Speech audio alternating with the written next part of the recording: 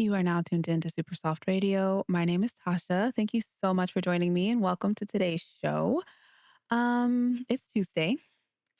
I needed all of Sunday and most of Monday to come down from my crash out. And yes, I did crash out. The girl who told y'all last week, calm down, don't worry about it. It'll be fine. Y'all, I was like proper crashing out. I think because there was just so much potential, and to see the potential and then to just see it go up in flames, truly, I think that's really what caused it. It was just like, wow, for once, we were better than this, and it all still went to shit. So, yeah, I do fear that the end of the China GP did not see me. I fell asleep, I think, right when Max was about to overtake Lewis, and we went for a second pit stop to put on hards. I was like, I'm out. Yeah, I'm out. I'll catch everything in the morning. And then the morning comes and I have to look at a double disqualification statement from Ferrari. Yeah. Yeah, I fear there was no level headedness available to me at that time. I was just like crashing out all day with some people from my group chat. So we were just kind of going through it together, which was nice. I'm going to try to hold it together for this episode, but we'll see. So, even though I didn't finish the race on race day, I did eventually end up finishing it. I feel like my overall classification for it was like that it wasn't that exciting, especially given the sprint race. So instead of doing like a full race review, I just figured let's just stick with Ferrari. Maybe I'll sprinkle some stuff in about other teams at the end. But let's just do some like good news, bad news about Ferrari. So I feel like the main good news, at least for me, for Team LH Presidente, is that we're not doing that bad. Shit's going wrong. It's not our fault. Like, I think that's the biggest takeaway that I have so far with Lewis is that, yes, we know he's in his learning phases. He even mentioned after sprint that, it's a marathon. So that being said, he's not doing too damn bad. I feel like I mean, maybe it's just me, but I really do feel like he's adding a lot of much needed energy to the team so far. And of course, we have to talk about the sprint because I just feel like that was a masterclass. That was the tire whisperer reclaiming his crown that for some reason y'all like to give to other people. This is not, you remember Mean Girls where they snapped the spring fling queen crown and gave everybody a little piece because they were all queens. Yeah, that's what y'all keep trying to do to Lewis Hamilton. Give him his whole shit back. This is not a group project. We are not all equal co-tire whisperers. No, no, no, no, no. This is Lewis Hamilton's kingdom. Thank you very much. So, yeah, to see the turnaround from Melbourne where, it was forgettable. Let's just be real. That was a very forgettable race for Lewis and for Ferrari. So to see the immediate energy shift coming into Saturday, we get, a sprint pole, which was crazy because that was a very close contest between him and Verstappen. And yeah, it went our way, thank God. So we get the sprint pole and then we follow it up with a conversion to a sprint win, which was crazy to learn. Well, not learn because I know, but it's just like when you say it, it just doesn't make any sense. That this was Lewis's first sprint race win, as well as Ferrari's first sprint race win. So we are 1.5 races in, and the man's already setting records, personal records, and records for the team. He set a fast lap record as well for the track. And just overall, he just looks so confident. He completely controlled the race. So even though we are lined up next to our number one rival, lights go out. Lewis has an incredible launch. He still has those reflexes. You know what I mean? I heard he doesn't, but he did. So incredible reflexes, got away clean, and just controlled the entire race from there. I think the end where Piastri was able to get around Verstappen was where it was like, oh, this is personal. Not personal against Piastri, but I think personal against people who have been like shit talking him because the way he dropped almost 7 seconds on Piastri's head, on nephew's head. Oh my God. I was like, please. Lewis really said, fuck them kids. He loves them all dearly when they are not driving. But in the car, he's like, listen, I'm still going to put manners on all of y'all if I have the capability in the car to do it. So, yeah, a nearly 7 second lead off of second place is, I think, a message, a statement, if you will, that I haven't lost anything. And he's been saying it with words, but we know infamously his whole thing is I'm gonna do my talking on track. So this to me said a lot. The sprint pole and the win was a huge, huge message to everybody, like putting everybody on notice that when this team gets their shit together, I'm putting down the gauntlet, period. So be warned. I think the other really interesting thing from this weekend in terms of like a good standpoint is Lewis coming in and dictating the setup for the sprint and the race. Let me read what he said. He said, last week, for whatever reason, I didn't feel comfortable in the car. I think setup wasn't where I wanted it to be. I'm still sitting back and letting the guys do what they do. I need to observe rather than imposing because maybe what I've done in the past won't work. But coming into this weekend on Monday, I hit Riccardo up and said, these are the things I want to start with this weekend. This is much more the direction, and I'm much happier. From the moment I started driving yesterday, I felt one with the car. And this is what we've been waiting to hear from Lewis, right? Because we know he needs to really feel things out in order to thrive in the car conditions. And when you see the laps he was putting in for pole, when you see his drive for the sprint race, it just truly felt like everything was flowing. He was able to just do what he does. And he looked very comfortable. He looked very relaxed. He sounded relaxed. The communication sounded better as well. I know that was something that they immediately worked on from the end of Melbourne to now. And you can really tell because of the way that Riccardo sounded so, I don't know, he sounded like a different guy. He's like P1 baby when Lewis when Lewis won the sprint. Just very relaxed, very like light, a weight has been lifted off the team, maybe in some regards. So that's kind of what it felt like on Saturday. It just felt very joyous. I know everybody was just, you either were floored that that happened, that Lewis not just won the sprint, but put so much of a gap between himself and Piastri. And yes, tires were falling off the bone. We know, but it was a tire management masterclass. So I feel like I went into Sunday thinking if this is about tire management, then there's nobody else better for this task than Lewis, right? To actually be able to follow up that sprint win with a GP win. And of course, we now know that that wasn't possible just because of what happened after. But yeah, these are kind of the like positive things that I'm taking away from at least Lewis's experience so far with Ferrari is that it's just not him. It's not him. We're seeing so many teams where you can tell the difference where it's the driver or the team is holding them back. And in this instance, it definitely feels like Lewis is thriving and Ferrari is not really up to speed, which is wild to say. Not wild. We know how Ferrari gets down, but it's just like you guys weren't ready. You weren't ready for this. You guys spent all this time hyping everybody up.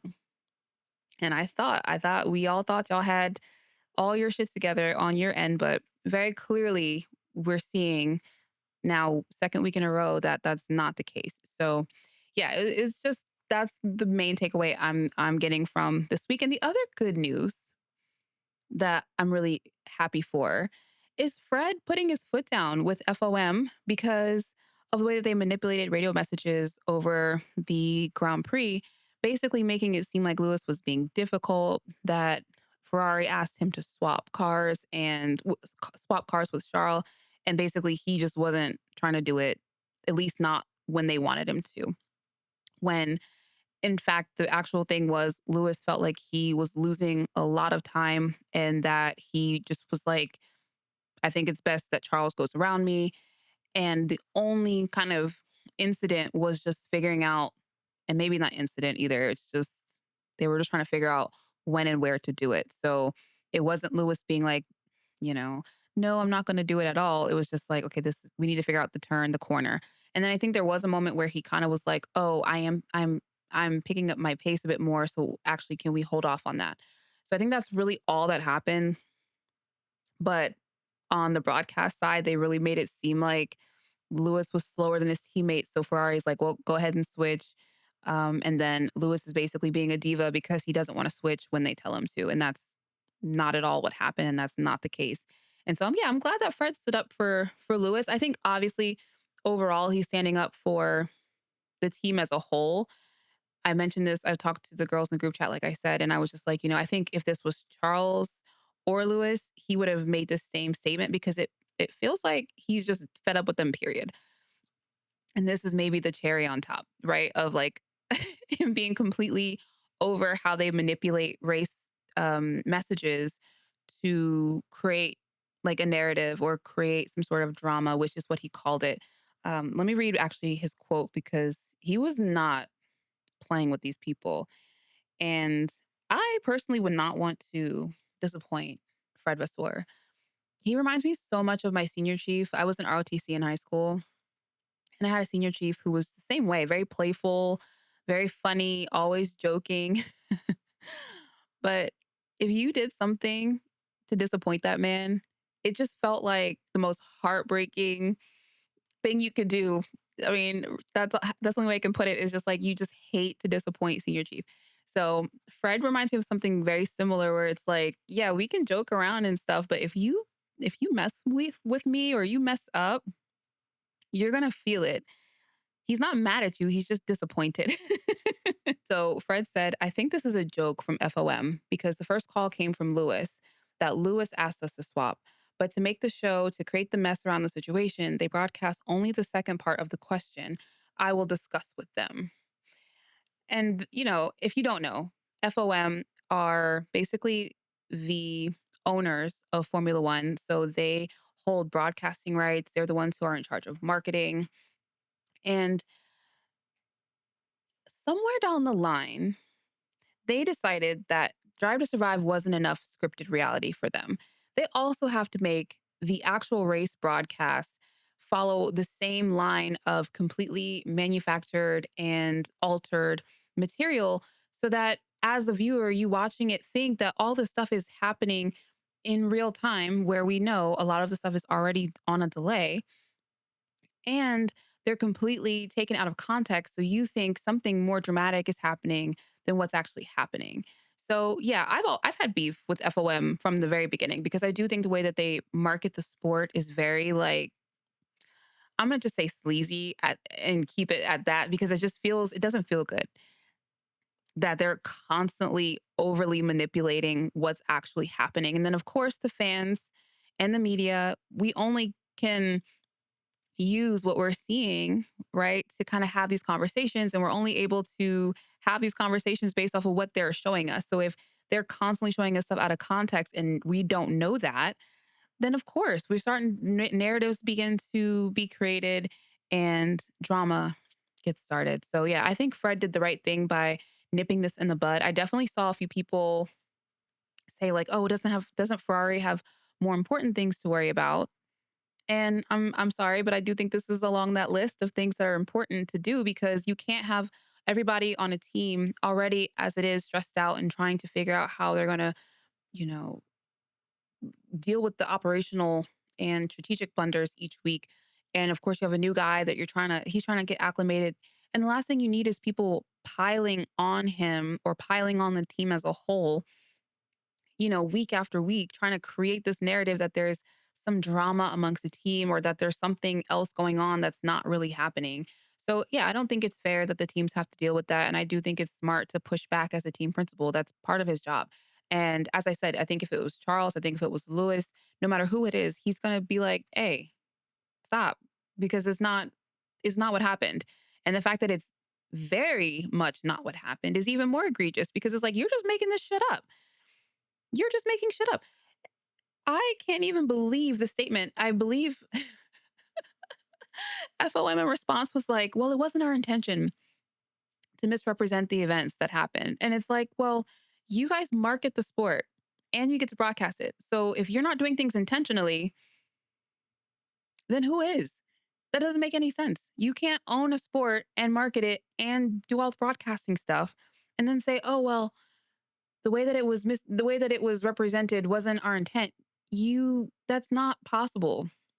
It's not possible. You're not just letting somebody go rogue in the TV room. Like, you're not doing that. You control everything. So everything you do is intentional. You just got caught and called out on it. And that's why you're backtracking and trying to make it seem like, oh, it was completely accidental.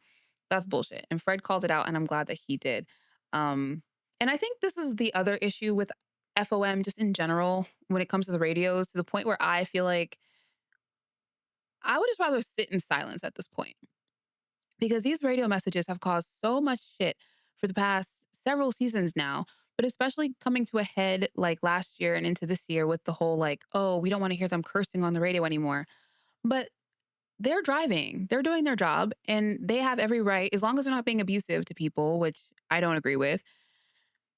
But like, if you're just reacting to something and a bad word comes out, or you're just a grown ass man and you sometimes want to say a bad word, like, you should be able to do that without like having to worry about millions of people hearing it.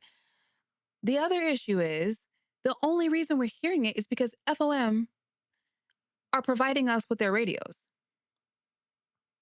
So on the one hand, you have the governing body saying, well, I think it's a bad look for the sport to have all these, expletives being broadcasted on TV, and you're placing the blame on the drivers. But the reason that we're even hearing the drivers' radios in the first place is because FOM is choosing specifically to broadcast those radios.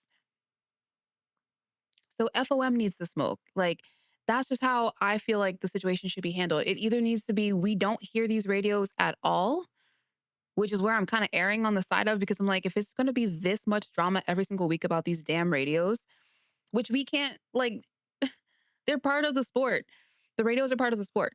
They need to communicate with their pit wall. And we, as the viewers, we get to look into that. So it's not fair to them that they have to think extra hard about what they can and cannot say over the radio, because we don't want, I don't even know.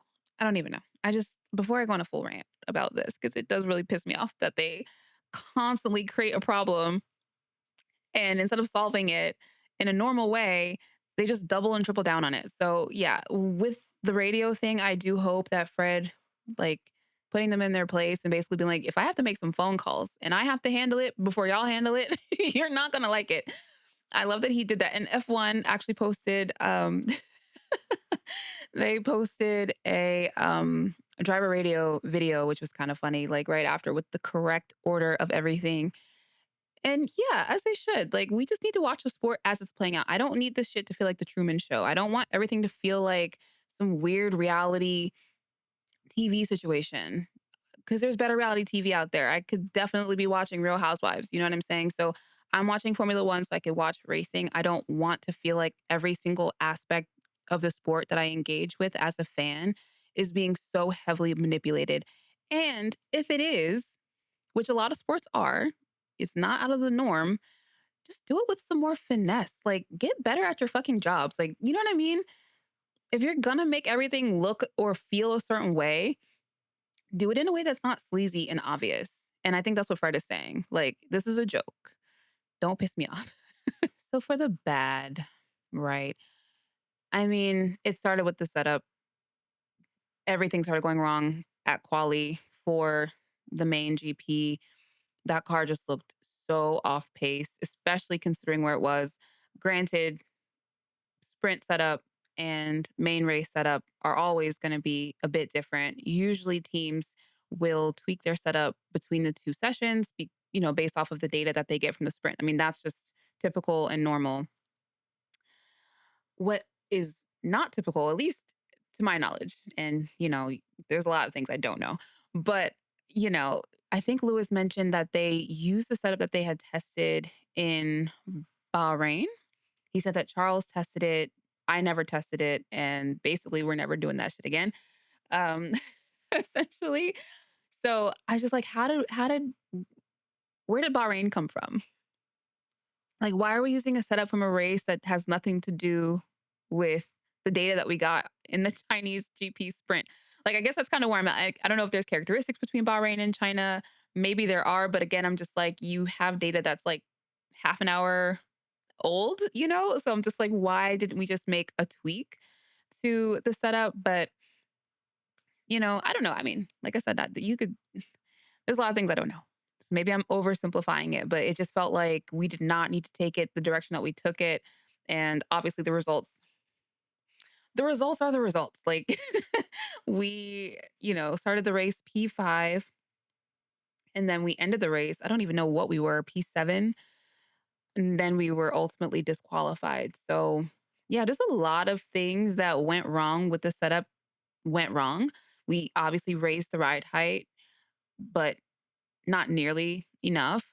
I think the double disqualification is wild just on its own. But then when you take into consideration that both drivers were disqualified for something completely separate, where do they do that at? Like, where the hell do they? Charles was underweight. Lewis had excessive plank wear. Like, I thought we left that in 2023. I don't know. Like, why are we still getting dinged for that type of shit? Like, that's crazy. And we raised the car. So we raised the car and we still got hit with excessive plank wear. And the amount was so little, but this is just one of those like black and white technical regulations. You gotta either be on the right side of it or not. And if you're not, then it's a DQ. Same thing with Charles being underweight. You either are the correct weight or you're not, and then you're DQ'd. So the fact that both cars had something completely different, I'm just like, what are we doing? What are we doing? What are we doing? I mean, these guys don't make their own calculations for for how to set their cars up. Obviously, they give input and stuff like that, but they're not the ones figuring the strategy out and figuring out the setup of these cars. What are y'all doing at Maranello? Like, are we? What's happening? Why is nobody ready? Why is nobody clocked in? Why is nobody clocked in? So that was just appalling. And that's to me where, like I said, I woke up the next day and I was just like, this is insane. I can absolutely 100% be patient. I'm a patient person, but I need to see some improvement. This is so one step forward, two steps back. Like, I can't do whiplash every single weekend. I just cannot be this up and down because nobody wants to do their damn job. That's crazy to me. What else did I have in the bad category? Oh, Leclerc hitting Lewis. This is the second race in a row where that man has made contact with Lewis's car with his front wing. Number one, do we need to get those beautiful blue eyes checked? Like, what's going on there? I don't understand. Lewis is ahead of you. Your car's not always going to be able to just go into a corner if he needs to turn too. Like, you're going to have to apply those brakes sometimes. You know what I'm saying? Like, there's just no reason why you're hitting your own teammate. It just looks silly. That's why I said Lewis being the least problematic part of this whole team is maybe the most surprising aspect so far of the season for Ferrari, because I'm like, everybody else has been there.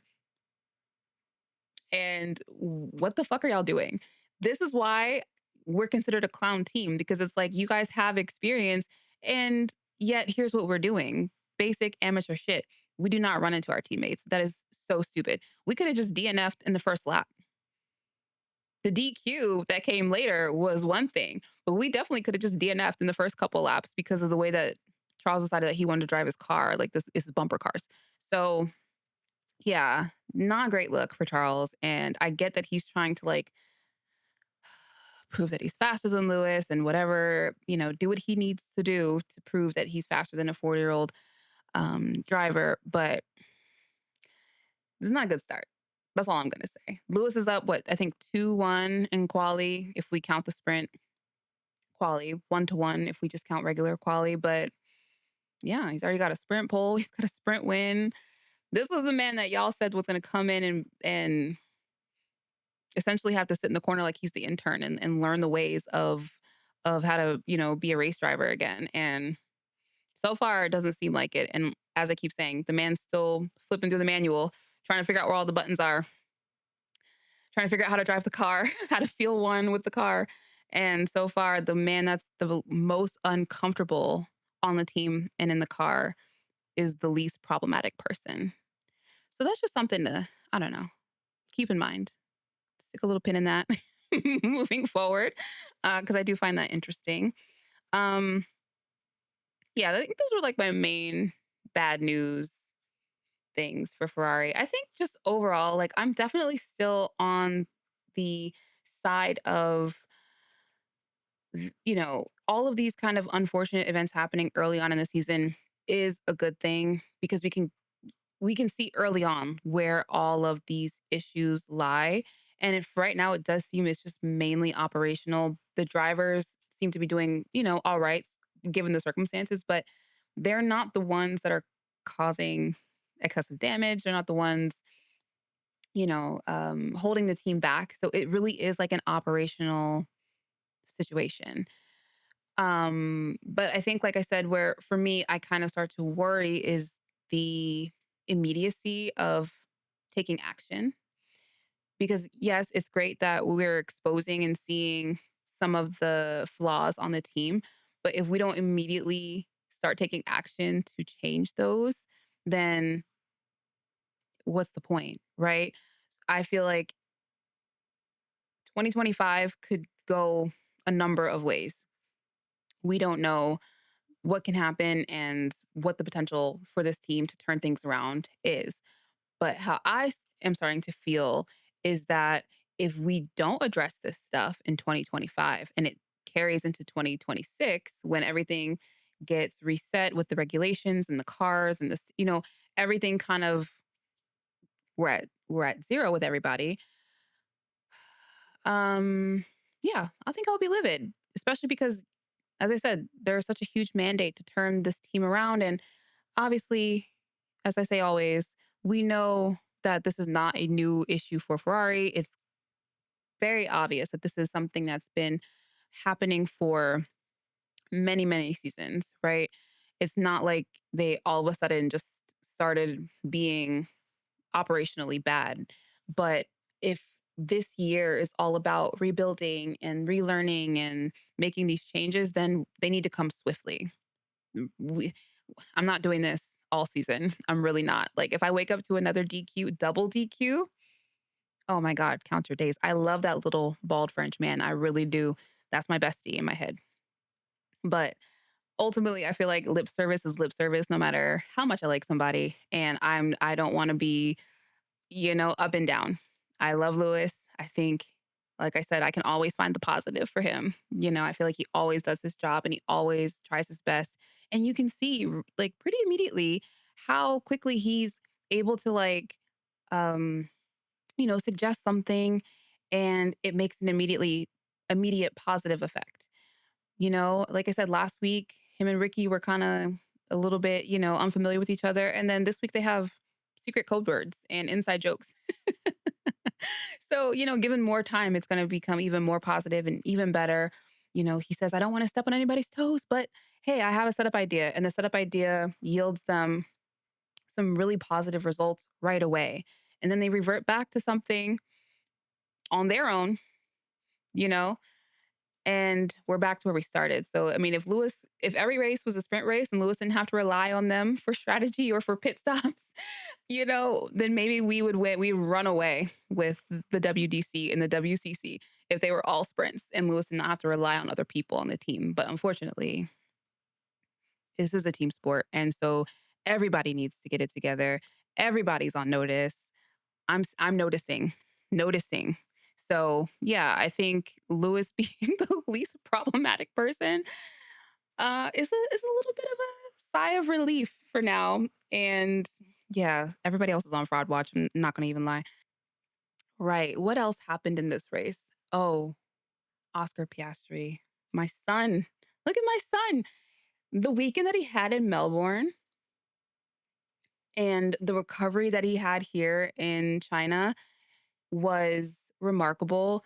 Again, this is the type of stuff that I feel like I look at him and I'm like, this guy is WDC material. He has the right mentality, he has the right temperament.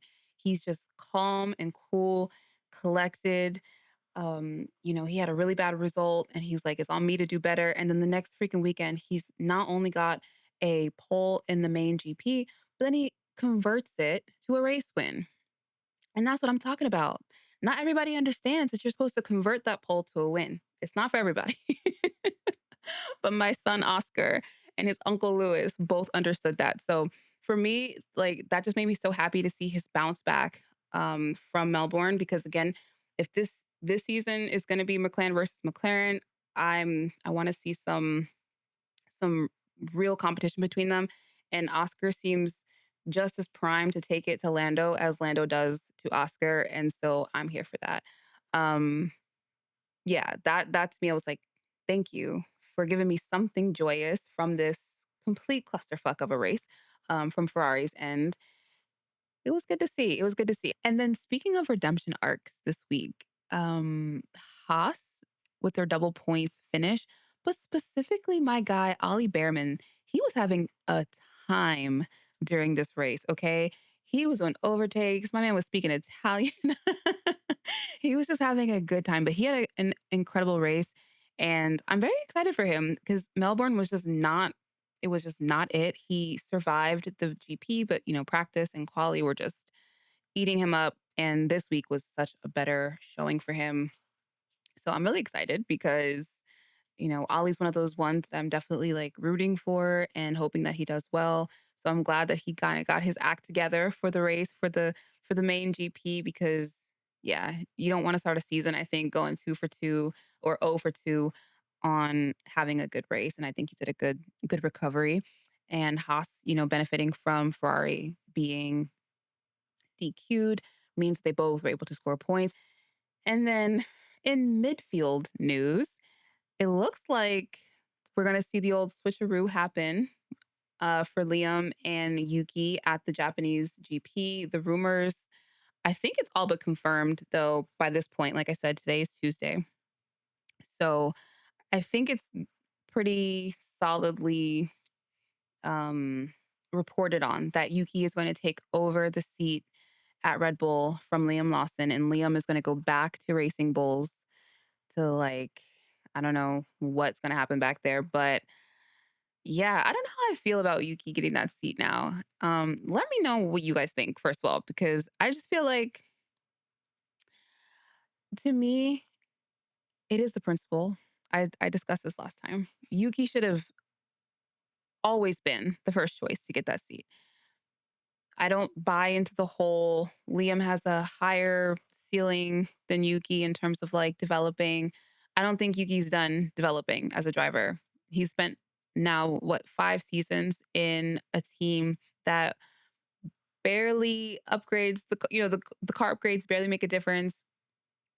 Or when the car is fast, team strategy fails them. It's just one or the other. It's not a very impressive car overall, but Yuki, I feel like gets the most out of it. And then when he does get the most out of it, we get weird situations like Melbourne and this week as well, where he's running the race 90% of the way in the points. And then we just have a very ill-timed pit stop or some reliability issue happens and then he's out of the points. So this has been a pattern and a trend for multiple seasons now. I know people sometimes only look at where these drivers end up and, they base their entire opinion on them just based off of that. But yeah, Yuki is somebody who I feel like he is trying and he is improving, but you don't always see it just from the race results and the way that F1 reports on Yuki. They do make it seem like he's just not very valuable as a driver, that his stock as a driver is not good. But I feel like it is actually quite the opposite. And fans who have been keeping tabs on him have always felt like he at the very least deserves the opportunity. And the fact that, that car at Red Bull is so hard to drive because it's so, I think, counterintuitive for the way that most of the drivers, right, styles are. So I think is the biggest problem. I think the fact that Red Bull has a sister team and has not made that car essentially in the RB whatever, image, having that same like front end pointiness or, whatever those main characteristics are from the main RB team to the Racing Bull team, I do think it's a little bit silly. What's the point of having a development program and especially having a sister team, which nobody else has on the grid, and the car that you are training them in for the main team doesn't resemble the characteristics of said car. I don't know. That's just my, I don't know. I just feel like that doesn't make any sense because the issue becomes no matter who comes up from the Racing Bulls team or from elsewhere, because we do know that they tend to pull drivers from other teams into Red Bull. It's like if they've never driven a car like that before, and like Yuki, for example, has 5 seasons. Imagine if he had 5 seasons driving in a car similar to the car that Max drives. Or Liam when he came in for, half a season and finally was able to be in the car for more than a couple races. Like imagine if he had time in a car that was similar to the car that Max drives. Do you know what I'm saying? Like I think no matter who gets that seat next, and I do hope that Yuki does better, but I'm not expecting him to come in and like, light the world on fire because I don't think that that car is really truly meant for a second person to drive it, Like, honestly, Max single-handedly can win these championships, and I feel like they've been okay with that, but now that Max is kinda rumored to be thinking about going elsewhere, Red Bull does have a problem on their hands. So, I don't know. I feel like Yuki deserves it, and I'm glad that he's finally getting the opportunity, but I just feel like he should have always been the number 1 choice for that seat because at any point, they could have been like, "Okay, Yuki, well, you didn't impress us enough. We're bringing in somebody else." They've done that before. So it just never made sense that they skipped him to put Lawson in there. And Lawson, who talked all this shit, by the way, bless his heart. Yeah. You'll be back in the lower team, the sister team, to figure things out. Maybe. I don't know. I don't listen, I don't know. I don't know what they're gonna do. I don't know who's gonna, you know, yeah. They have a situation on their hands where I think they didn't do a really good job developing their development drivers, and I'm glad that I think Ted called it out. I think directly to Christian Horner's face, if I'm not mistaken. He basically was like, "This is what you fired Checo for? What was that about?" I mean, I feel like, especially given the explanation that they gave. Do you guys remember, like before summer break last year, the rumors that they were about to cut Checo and bring up Danny Riccardo into the team were like super, super strong. And then all of a sudden, Checo is still there. Danny gets taken out of the seat and then Liam gets put in. Like this is not what we were talking about before summer break. But they basically are saying that they kept Checo because of, his audience and his global reach and specifically the reach in the Latin market. And they didn't want to lose all those fans right before the Mexico GP and Brazil and all that stuff. So, like they were trying to keep him on for the dollars, essentially. Um, but it's like you then bring in Liam Lawson, who what's his stock looking like? He's not a better driver than Checo, right? And he's definitely doesn't have the marketing power that Checo has either. So it's like it just was very confusing. It was just very confusing to bring him on ahead of Yuki, who I do think has at the very least a much bigger fan base and more marketing potential because you know Asia's a huge market. So I don't know. That's how I feel. I just feel like everything that they say just really doesn't make sense when you start adding it up. It just doesn't make sense. And I feel like if anything, Danny Ricciardo, listen, he might have been past it, but he still would have been a better option than somebody who's never been in that car before. You know what I mean? So if you're going to make a lateral promotion, Danny made the most sense because again, he's been in the car before, so he knows how to drive it. And I do think he prefers that type of car. And then he has so much marketing behind him. And, like it just 1 + 1 = 2. Like that just made the most sense. If it wasn't going to be Yuki, Danny Ricciardo made the most sense. Right. So, I mean, because if we're going off of results, they all kind of had the same. Checo and Danny kind of were in the same sort of boat, but Danny has driven the Red Bull before. So maybe that's where Checo's downfall was. I don't know. I don't know. I don't know. I don't know. But yeah, in general, I am rooting for Yuki though to do really well at Red Bull. As I said, I know it'll be really hard and really challenging. I feel like there's going to be so much attention on him now because he was the one that was overlooked and now he's the one that's being brought in. So I think there's going to be pressure there from the standpoint of like, well, they say that it should have been you. Like, what can you do differently that Liam wasn't able to accomplish? So I do hope from that perspective, he just lets it go and just, just goes for it because he has nothing to lose. If this is his last season, whether he stays at Racing Bulls or he goes to Red Bull and doesn't do well, like if this is his last season, then he just really needs to go all out and go crazy because yeah, I don't think Yuki should be a driver that we lose anytime soon, but I can see, the picture being painted that there's not very many seats to choose from for 2026. I don't think there's any really to choose from in 2026. So, yeah, he needs to drive out of his mind, do the best he can, but the best he can. I don't think anybody expects him to truly keep up with Max, but we can't do P20s every weekend. So, yeah, I'm rooting for Yuki. Unfortunately, I will have to support the main Red Bull team, at least where Yuki is concerned anyway. And that's a plot twist I didn't see coming. All right, so let me wrap this up because I don't want to keep going. I will keep venting all day, and I didn't even honestly. There's some grenades I want to lob, but I'm gonna wait. I'm gonna wait because yeah, like I said, I'm noticing. I'm noticing. So I'm gonna be really nice right now. I'm gonna keep it cute and keep it friendly, but there's some things I'm keeping my eye on, and we will be I will be stirring the shit when it comes down to it because I'm seeing some things that I want to talk about, but I just think after the second race, it's too soon to be coming to hard conclusions about stuff. So I'm hoping some of this stuff is like, one-off situations. We'll see. Um man, I really do feel like this weekend though, I think what it really came down to why I was like so disappointed was because the sprint went so well and the quali went so well for the sprint race. And seeing kind of like Lewis just snap immediately back into, where he left off in 2021 was so nice to see. It was such a treat, such a delight.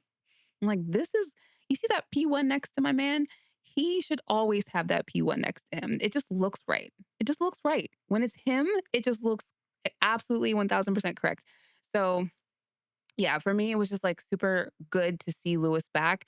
Not just to win, but to win by that margin and to win in the way that he did was just like, yeah, this is the guy that everybody has said has gone missing.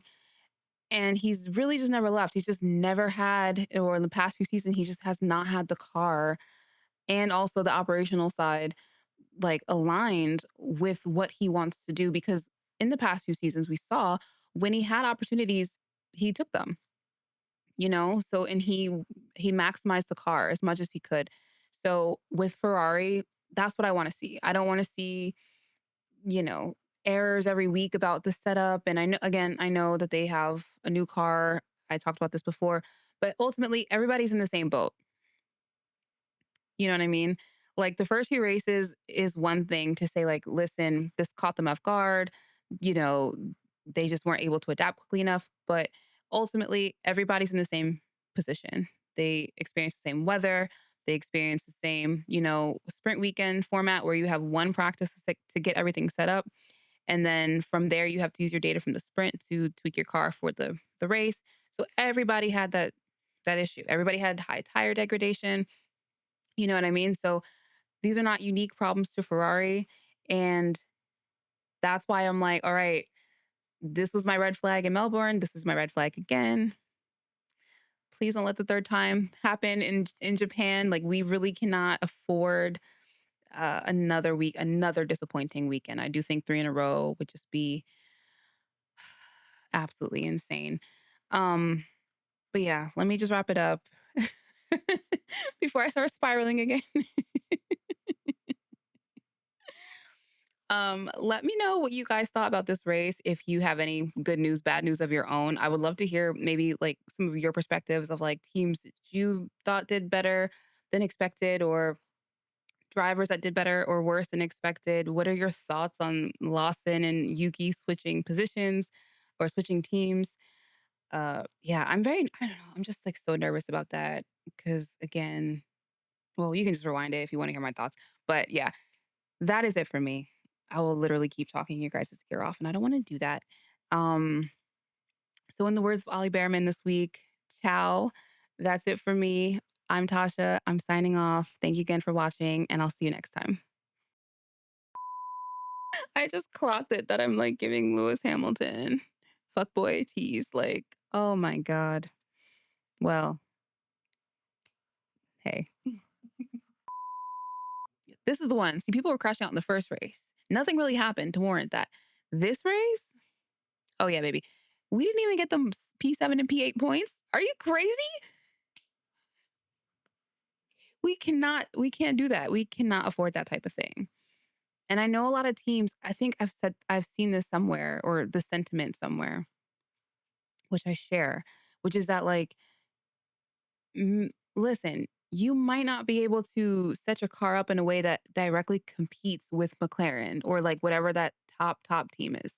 You might just got to do what you can do to get through the race. You know what I'm saying? And you just got to collect those points, because those points are better than no points. Now we're what? Tied with Williams in the constructor standing. What are we doing here? And again, it's not that the Williams is bad or doesn't deserve it, because they've been hauling a lot of points as well recently, but it's like, this is Ferrari. Like, get your shit together. Like, it's giving midfield. If you want to be a midfield team, just say that. Just say that. You know what I mean? You don't need to have all this pomp and circumstance to be a midfield team. If you want to be that, that's fine. Just let everybody else know so we don't get our hopes up, and think that I thought we were going for championships. That's what I thought. But, you can always be wrong. You can always be wrong. Everybody loved last week when I crashed out over my fantasy league, which F all y'all, by the way. Um, I really was in pain. Like when I checked that on the podcast, that was like the first time I saw the results. Like, because, they have the provisional points, and then they have, what you actually leave the weekend with. So I hadn't seen that yet. For real. I had not seen it yet. And I was just like, this is crazy. Wow. Negative 16 points. That's what you're going to do to your girl? Wow. Okay. All right. Let's see. This week.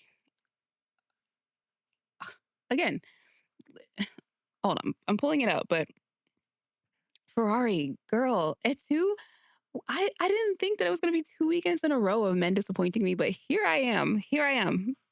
I chose you. I chose you, Ferrari, and you let me down. Just let me down, bro. So I used the unlimited chip this week, as did apparently everybody, and we all did the exact same driver lineup. We all did Lewis Hamilton, Max Verstappen, Lando Norris, Oscar Piastri, Charles Leclerc, and then chose Ferrari and McLaren as our constructors. Like everybody in the group chat was sharing their team, and then we just all were like, "Bro, I think we did the same exact thing this week." Even my partner did. He was like, "Yeah, this week is a good time to use it because it's a sprint weekend, so you'll haul a lot more points." And I was like, "Yeah." And I could definitely use the points because I was like second to last in my league and I was, negative points. So I took a screenshot before the weekend was over because I saw the provisional points that I got. So provisionally, I would have gotten, having that stacked team, I would have had 302 points this weekend. And what I ended the weekend with, thanks to Ferrari DQ, so I lost constructor points and I lost 2 driver points. I ended the weekend with 180 points, which I can't, it's like, I'm not mad about that. I'm not mad. I'm just disappointed. Like, these people really played in my face. I was just like, bro, I knew this was going to be our weekend. I knew we were going to have at least I was like, again, at the very least, we're going to finish this race. Even if it's not a spectacular race, we're going to finish. And yeah, we finished. All right. We are finished. I want to say shout out to my good sis, Serena Williams. I'm wearing her shirt today, actually, from one of her last seasons. Single-handedly, my girl Serena vindicated all of Team LH with one Instagram comment. After Lewis won the Chinese GP sprint, she got on. It was like, isn't it so nice when the team's not holding you back anymore? This is what she said. Love you. See what happens when they let you be great? Let's go. No more holding you back. What did she mean by that? What did she mean by that? We were told nobody was holding Lewis Hamilton back besides Lewis Hamilton. The team didn't do anything wrong.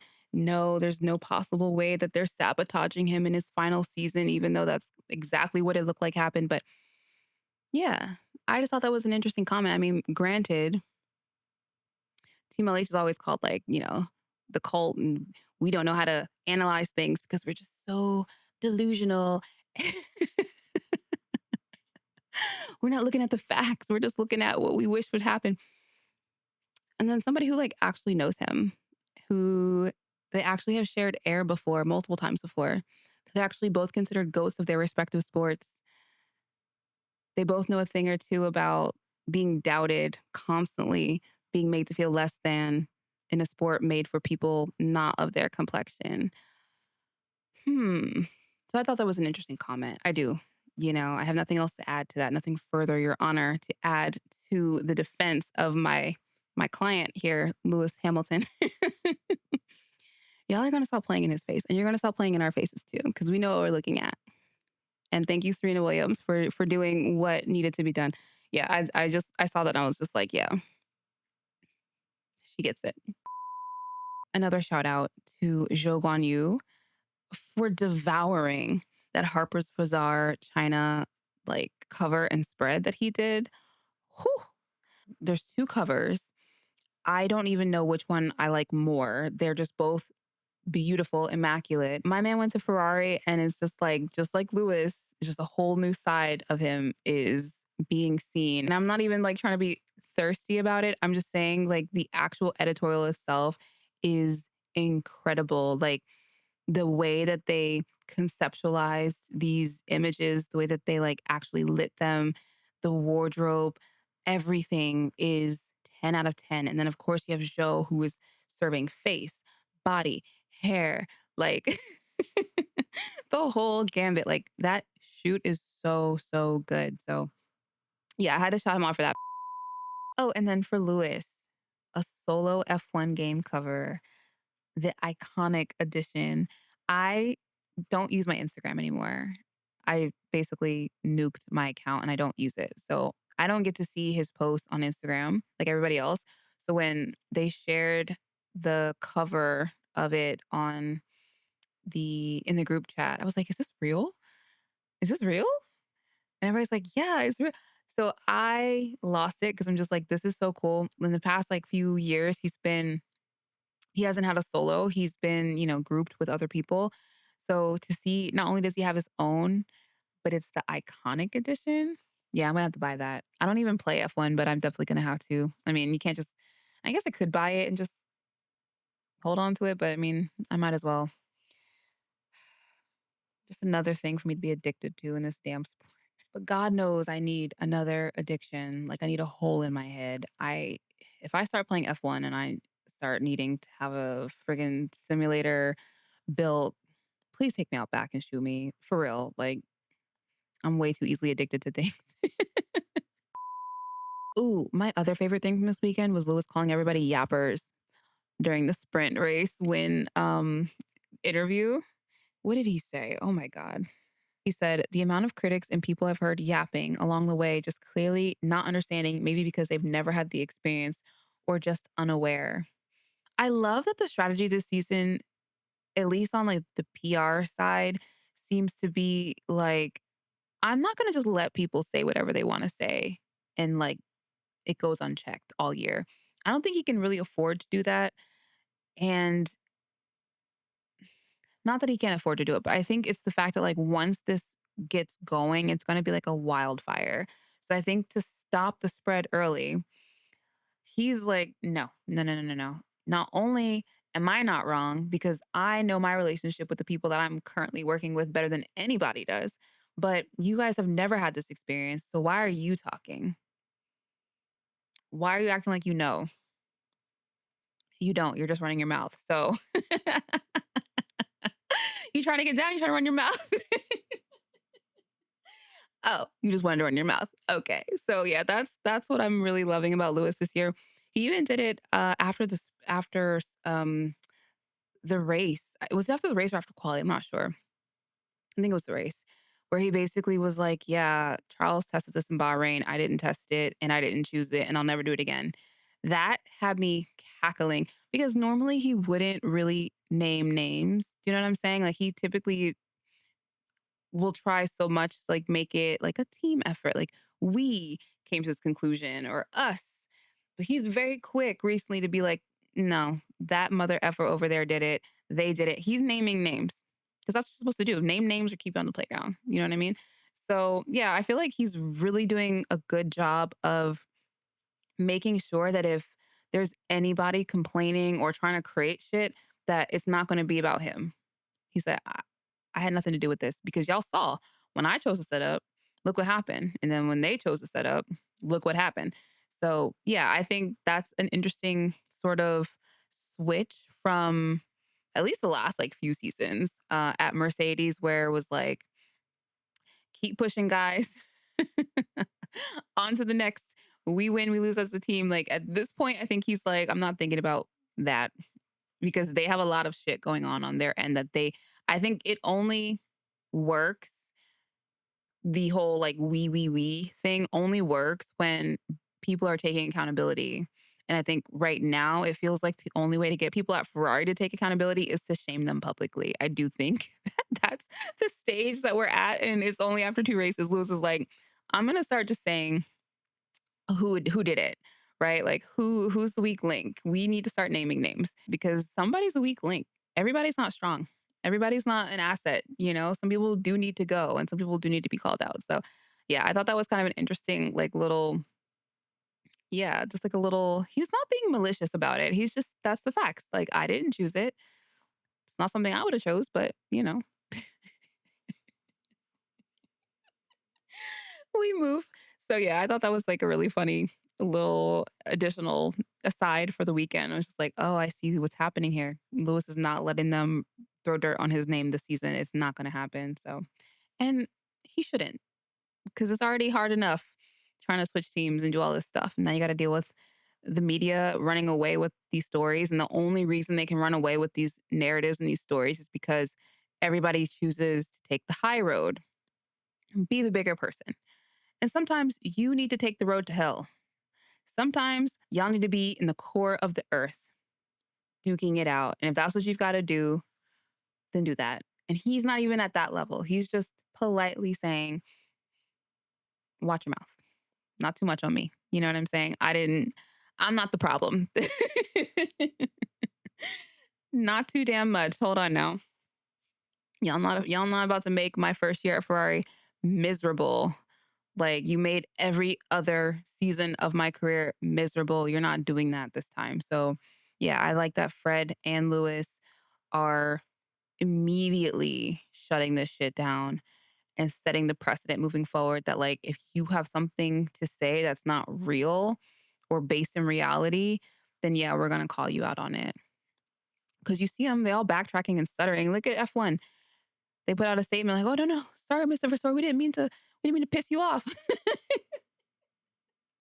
And that's what I find is funny. People start flipping it and reversing the second that you call them out on their shit. So just call them out on their shit. Thank you so much for watching that episode. If you enjoyed it, please be sure to give the video a like. And if you have not yet subscribed to my channel, what are you waiting for? Don't make me have to come after you. And of course, if you want to watch past episodes, you can find them in my playlist as well as some excerpts. I will see you guys again next time. Thank you again for watching and take care.